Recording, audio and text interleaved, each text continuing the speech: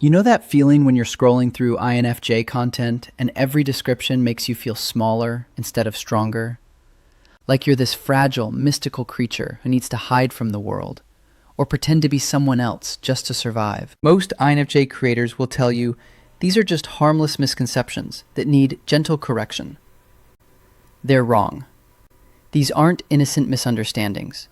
They're psychological traps actively sabotaging your access to real strategic power, your intuition, your depth, your ability to see through social games and rewrite the rules entirely. By the end of this video, you'll recognize exactly how these 5 myths have been limiting your access to real power. Please hit the like button, comment, and subscribe, because we're about to expose the lies that keep INFJs playing small. Before we start, please hit the like button, comment, and subscribe so you won't miss any of our weekly deep dives into the world of personality types. And if you're looking for a deeper understanding of yourself and your INFJ personality, browse our favorite INFJ products in the description and click the link in the comments to take our favorite free personality test. Myth 1. INFJs are either outsiders or pretending to be normal. This myth presents you with a false choice that feels comforting at first, but becomes a prison. Either you're the misunderstood outsider looking in from the edges, or you're exhausting yourself pretending to be normal just to belong somewhere. Both options keep you disconnected from your real strategic advantage. When you accept this binary, you're essentially saying the world gets to decide what's acceptable, and you have to either conform or exile yourself. That's not power, that's surrender. Here's what this myth gets wrong about INFJ psychology. You're not meant to fit into existing categories or hide on the periphery watching life happen to other people. You're designed to expand what's considered normal in the first place. Think about how representation actually works in social dynamics. When someone shows up authentically as something the group hasn't seen before, they don't break the system, they stretch it. Suddenly, there's room for a new way of being that didn't exist 5 minutes ago. This is your actual superpower as an INFJ. You don't conform to social norms. You evolve them. Every time you show up as your full self in a space that wasn't designed for you, you're creating new possibilities for everyone else who felt like they had to choose between belonging and authenticity. The psychological shift happens when you stop asking, "How can I fit in here?" and start asking, "How does this space change when I bring my full self to it?" That's the difference between accommodation and transformation. Most INFJs have experienced this without realizing it. You walk into a workplace or social group, and within weeks, the entire dynamic has shifted. Conversations go deeper. People start sharing things they never shared before. The unspoken rules about what's appropriate to discuss suddenly expand. You didn't force this change or manipulate anyone. You simply existed as yourself and gave others permission to be more authentic too. That's not disruption, that's evolution. But here's where the trap gets dangerous. Society has conditioned you to see this influence as something to apologize for or hide. You've been taught that changing group dynamics is rude or attention-seeking, when actually it's one of the most valuable gifts you bring to any environment. The truth is, most social spaces are operating at about 30% of their potential depth and authenticity. Everyone's performing a version of themselves that feels safe, but limited. When an INFJ enters and refuses to play that game, the entire group gets access to richer, more meaningful connection. This isn't about being rebellious or difficult. It's about understanding that your natural way of being serves everyone, even the people who initially resist it. You're not too much for normal spaces. You're exactly what those spaces need to become more than normal. The strategic move is recognizing that you don't have to choose between connection and authenticity. You create connection through authenticity. When you stop trying to minimize yourself to make others comfortable, you actually give them the gift of experiencing what genuine human interaction feels like. This realization changes everything about how you move through the world. Instead of asking, "Do I belong here?" you start asking, "How does my presence here serve the highest good of this group?" That's the mindset of someone who expands possibilities, rather than someone who hides from them. But even when INFJs start embracing this truth about their social influence, another myth immediately kicks in to keep them contained. Myth 2. INFJs are gentle, soft, and conflict avoidant. This myth weaponizes your accommodation skills against you. It takes your natural ability to create harmony and turns it into a cage where you're expected to be endlessly gentle, soft, and agreeable, no matter what's happening around you. Here's the psychological trap. People assume that because you can read emotional dynamics and often choose not to create unnecessary drama, that means you're incapable of confrontation or too fragile for difficult conversations. They mistake your strategic restraint for weakness. But here's what's really happening when an INFJ avoids conflict. You're not avoiding it because you're scared or soft. You're avoiding it because you can see that most conflicts are pointless power struggles that drain energy without solving anything meaningful. You choose your battles from a position of strength, not weakness. The problem comes when people start testing those boundaries. When someone realizes you typically don't engage in petty arguments, they may assume you won't stand up for yourself at all. They mistake your preference for depth over drama as permission to walk all over you. This is where the myth becomes dangerous. If you accept the label of conflict avoidant, you start believing you don't have the right or ability to speak uncomfortable truth when it's actually necessary. You begin accommodating behavior that crosses your core values, just to maintain the illusion of harmony. But speaking uncomfortable truth is actually one of your greatest superpowers as an INFJ. When you finally decide someone has crossed the line that matters, your ability to articulate exactly what's wrong with their behavior is devastating in the best possible way. You don't just call out the surface action. You expose the entire pattern, the underlying motivation, and the impact it's having on everyone involved. You speak from a place of such clarity and insight that the person can't dismiss what you're saying or pretend they don't understand. Most people have never experienced this level of direct, honest feedback delivered without malice, but with complete precision. It's not cruel, but it's surgical. You cut through all the justifications and excuses and present them with a mirror they can't look away from. Here's what happens next, and this is where your strategic power becomes obvious. That person's entire approach to you changes permanently. They realize that your usual gentleness isn't weakness, it's choice. And when you choose to remove that gentleness, they're not equipped to handle what's underneath. This creates a psychological rebalancing in the relationship. They can no longer take your accommodation for granted because they've seen what happens when you withdraw it. They start treating you with the respect they should have been showing all along. The key insight is understanding the difference between avoiding drama and avoiding necessary confrontation.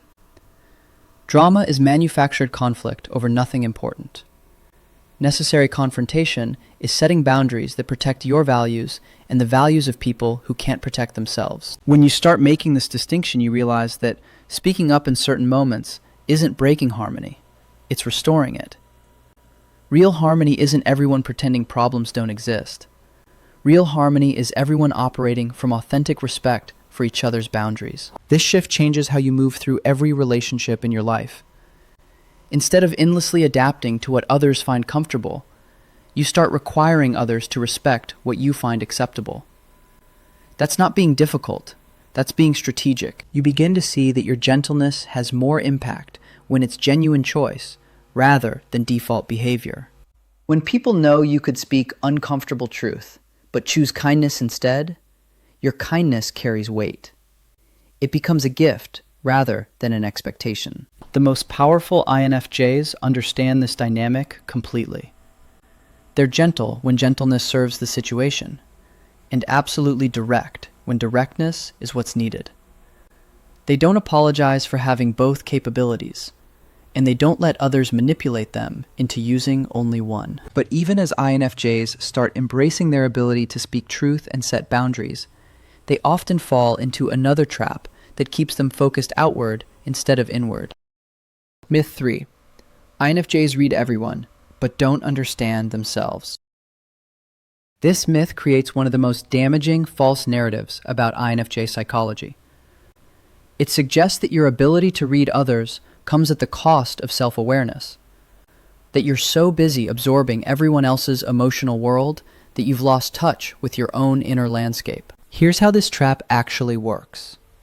Because you naturally attune to the people around you and can sense their needs, emotions, and motivations with startling accuracy, others assume you must be externally focused by default. They think your intuitive gifts point outward exclusively, leaving you blind to your own patterns and desires. This couldn't be further from the truth. But the myth persists because it serves everyone else's comfort. When people believe you don't understand yourself, they can position themselves as experts on what you need. They can override your stated preferences and boundaries, because obviously you're too confused about your own psychology to know what's good for you. The real issue isn't that you lack self-awareness. The real issue is that constant absorption of other people's emotional states creates so much internal noise that your own voice gets drowned out. You know exactly who you are when you're alone, but that clarity gets muddied when you're surrounded by other people's energy. This is where most INFJs make a crucial strategic error. Instead of recognizing this dynamic and protecting their psychological space, they assume the problem is internal. They think if they just try harder to understand themselves, while staying completely open to everyone else, they'll eventually find balance. But that's like trying to hear a whisper in a crowded restaurant. The solution isn't listening harder. The solution is changing your environment. You need to create psychological distance from other people's emotional worlds so you can actually hear your own inner voice clearly. This requires what feels like a radical act for most INFJs. You have to deliberately close doors that you've kept open your entire life. You have to stop automatically absorbing your friend's music taste, your family's values, your coworkers' stress, and your partner's daily emotional fluctuations. When you first start doing this, it feels selfish and disconnected. You've been conditioned to believe that caring about people means staying emotionally available to them at all times. But that's not care. That's codependence disguised as empathy. Real care comes from knowing yourself so clearly that you can show up authentically in relationships instead of just mirroring what others need you to be. When you build from internal truth outward, your connections become more genuine, not less genuine. Here's what happens when you start prioritizing self-knowledge over constant emotional availability. You discover preferences you didn't even know you had. You realize you've been saying yes to things that drain you and no to things that energize you, simply because you were operating from other people's definitions of what matters. You begin making choices based on your actual values, rather than what you think will maintain harmony with everyone around you. This creates what feels like a completely new personality, but it's not new. It's just finally unfiltered by other people's expectations and emotional needs. The transformation is profound. Relationships that were based on your ability to accommodate and mirror either evolve into something more authentic or naturally fade away. New connections form with people who are drawn to your actual personality rather than your adaptability. Most importantly, you stop second-guessing every decision and emotion because you've learned to distinguish between your authentic responses and the responses you've absorbed from others. You develop what psychologists call differentiation, the ability to be yourself, even when surrounded by people who want you to be something else. This isn't about becoming selfish or disconnected. It's about recognizing that your greatest gift to others isn't your ability to disappear into their emotional world. Your greatest gift is showing up as your complete authentic self and giving them permission to do the same. When you operate from this place of internal clarity, your intuitive abilities become even more powerful because they're no longer clouded by your own unexamined emotional absorption.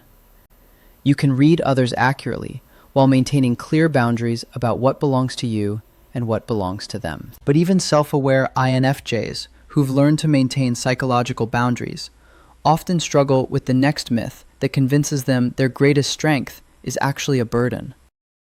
Myth 4. INFJ depth is a burden to others. This myth might be the most psychologically damaging of all because it attacks your greatest asset and convinces you to hide it. You've been conditioned to believe that your natural depth, complexity, and ability to see beneath surface interactions makes other people uncomfortable in a way that's somehow your fault. Here's how this trap operates in your daily life. Every time you speak from a place of genuine insight or try to move a conversation beyond small talk, you notice people's energy shift.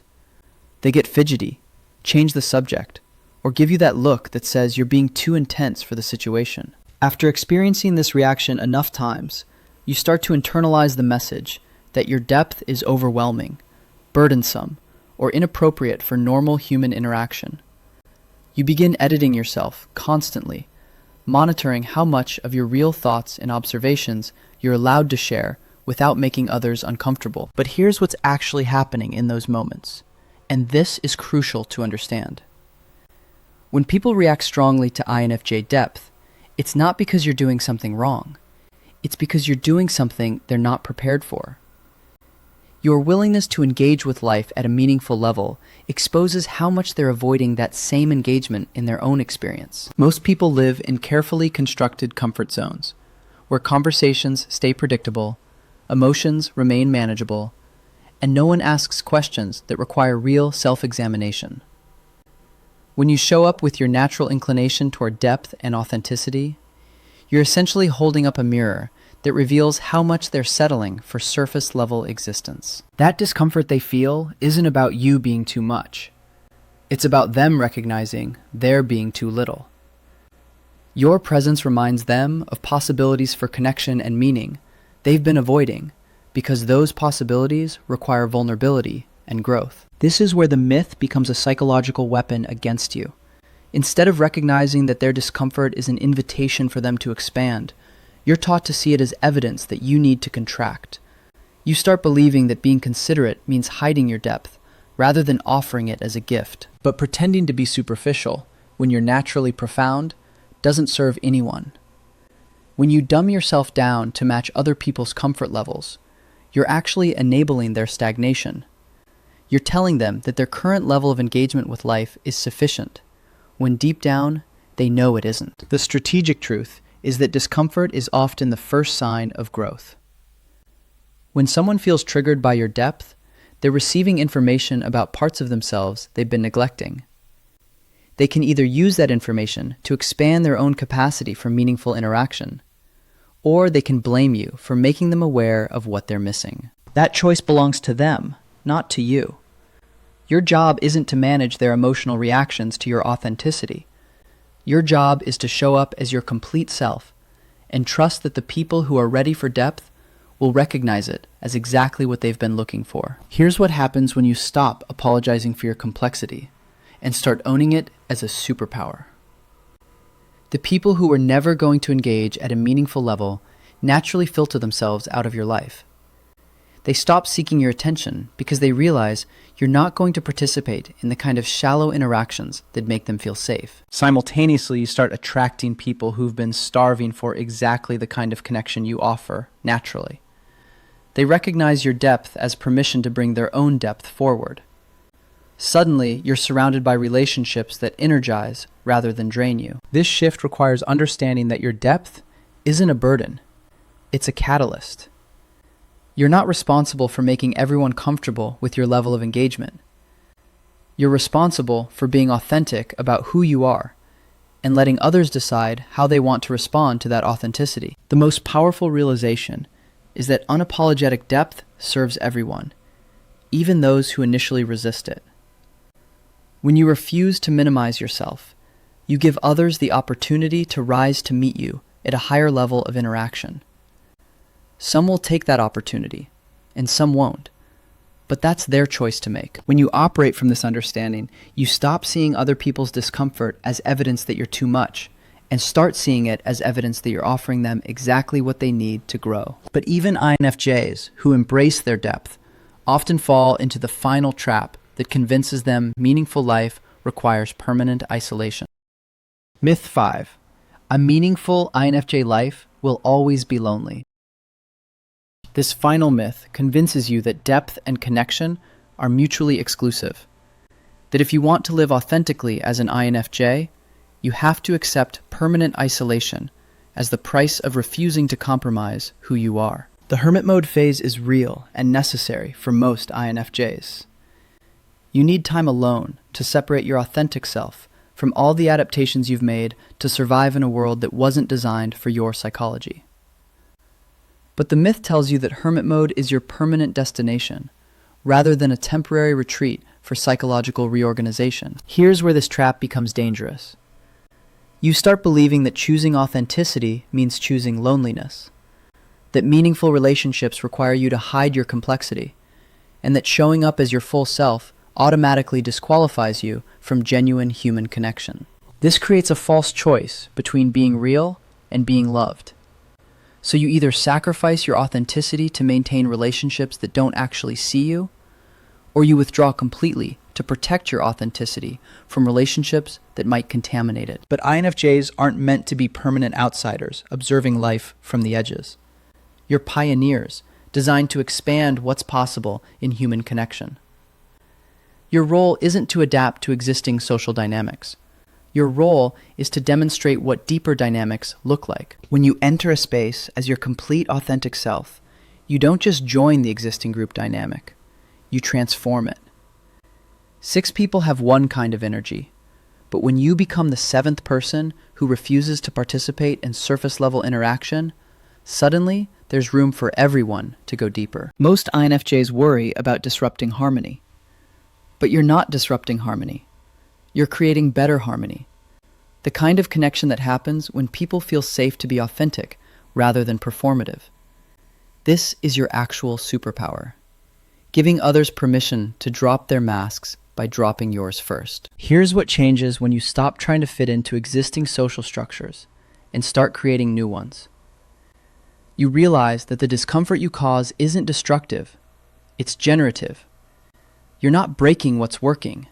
You're revealing what could work better. The people who are ready for authentic connection recognize what you're offering immediately.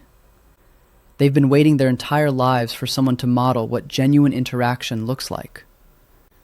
Your willingness to be real gives them permission to be real too. This doesn't happen overnight, and it doesn't happen without some temporary chaos. But once a group adjusts to having an INFJ who refuses to play social games, the entire dynamic elevates permanently. Conversations become more honest, emotions become more acceptable, and everyone's capacity for meaningful connection expands. The key insight is understanding that loneliness isn't the price of authenticity. It's the price of hiding your authenticity. When you show up as your complete self, you attract people who want to connect with who you actually are, rather than who you think they need you to be. These myths are psychological traps designed to keep your strategic power contained. Your depth, intuition, and ability to transform social dynamics aren't weaknesses, they're weapons.